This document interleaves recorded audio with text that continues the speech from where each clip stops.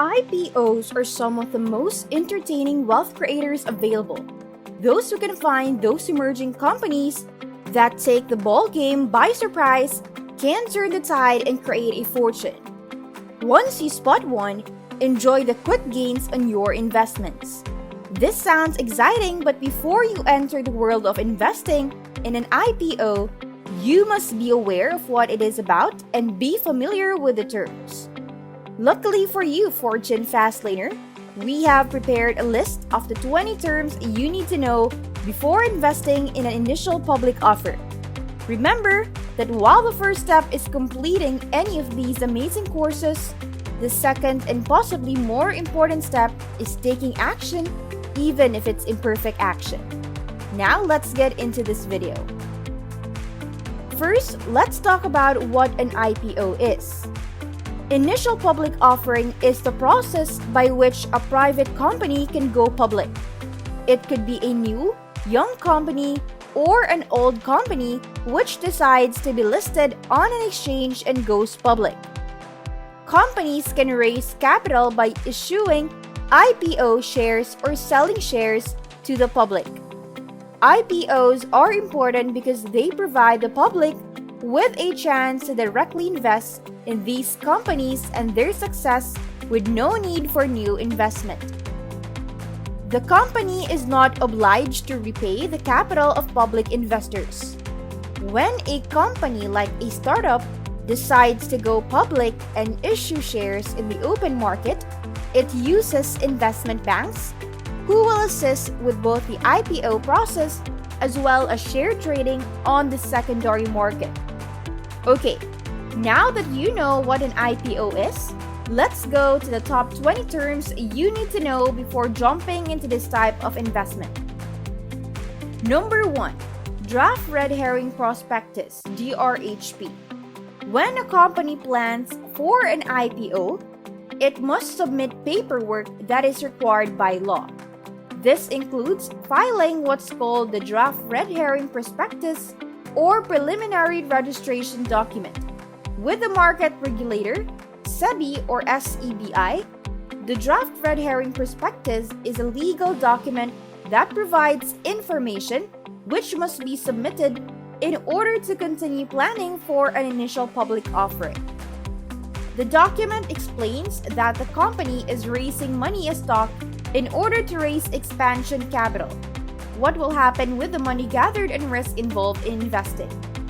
The document does not include information on price or number of shares being offered or the amount of issue, and so investors must interpret these based on how they were disclosed. For example, if a company stated a fixed estimate for issue size or price band, you would need to interpret those terms without any additional information from the issuer at all. Number 2. Red Herring Prospectus. Now that the IPO is on its way, this is a report submitted by company to adhere to guidelines. This document finalizes all of their expectations for themselves and their shareholders, which must be approved by SEBI or SEBI.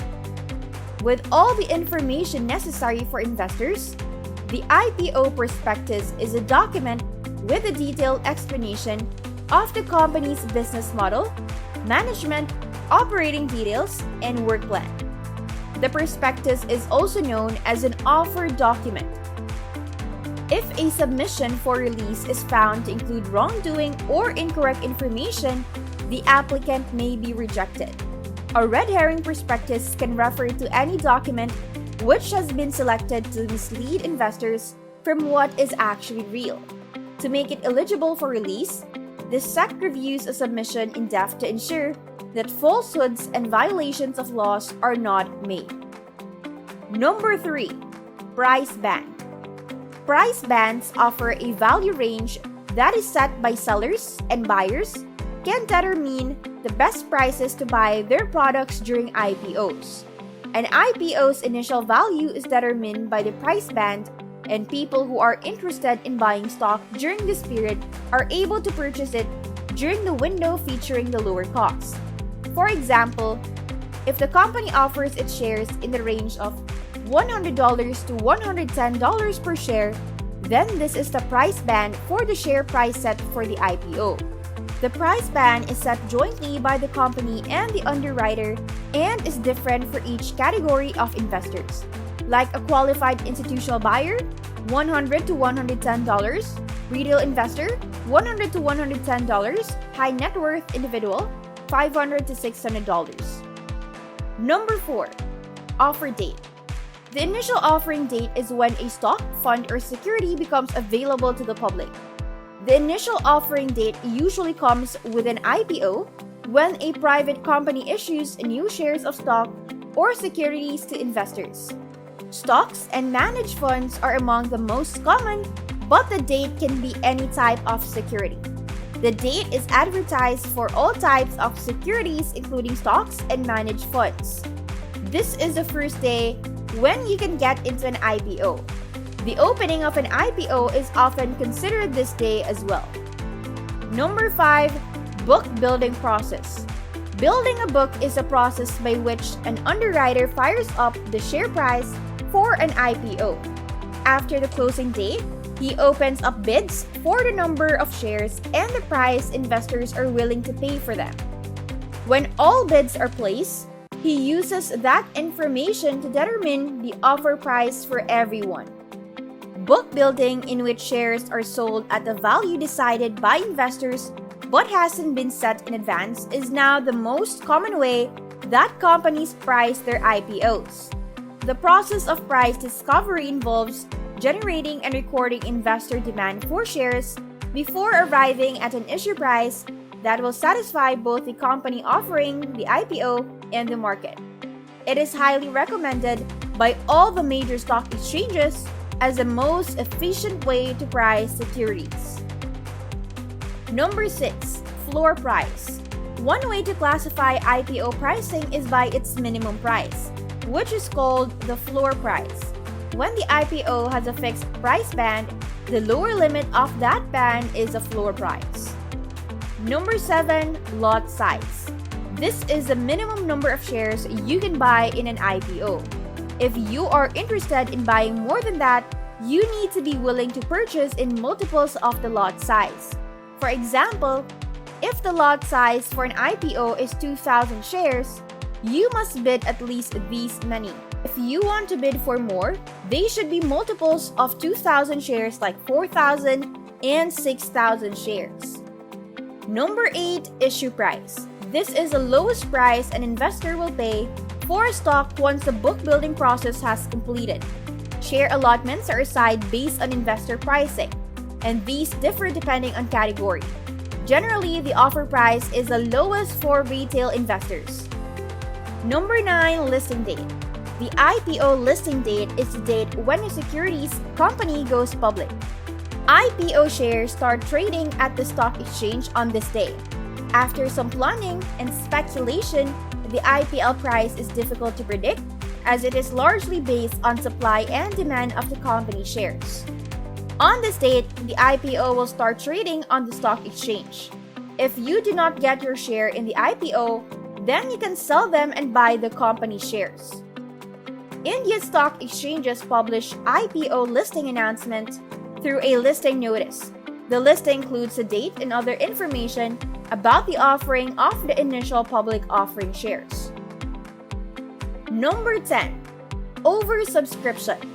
An IPO is said to have been undersubscribed if the number of shares offered in the company's IPO is smaller than the number of shares bid upon by investors.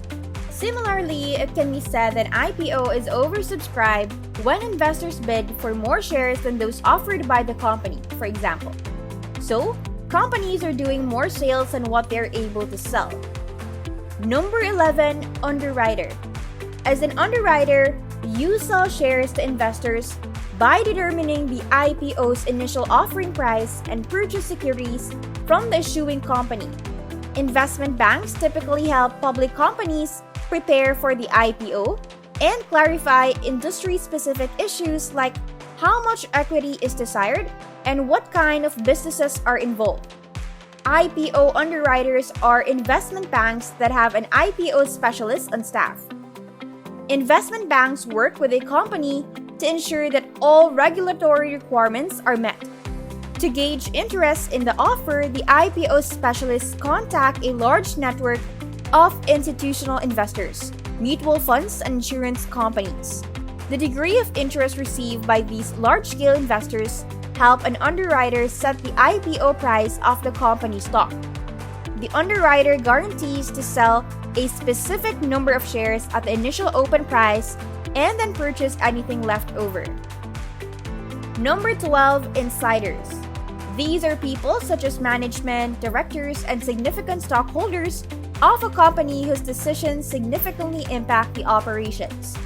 Because they have the opportunity to influence and make decisions, insiders are often subject to restrictions when selling their own shares of stock in a public offering. Number 13, minimum subscription. This percentage is the minimum number of shares you need as a retail investor to buy into an IPO. The subscription minimum refers to the minimum number of shares a company needs to do in order to hit the required number before an issue is closed. Companies are currently required to raise 90% of their share. Otherwise, they will get back their entire investment minus what has been collected in checks that were never cleared. Number 14, market capitalization. Market capitalization refers to how much a company's stock is worth or what their total market value is. It is calculated by multiplying the number of shares out by their current market price. Market capitalization is calculated by multiplying the number of shares issued and outstanding on the date of the declaration with the price of shares on a given date. Number 15, anchor investor. The concept of anchor investors was introduced by the Securities Exchange Board of India in 2009. Businesses in India are proposed to have an anchor investor, sometimes referred to as the lead investor, who is a major and reliable portion of the capital that supports the IPO. There are different categories of potential investors who can buy shares in an initial public offering.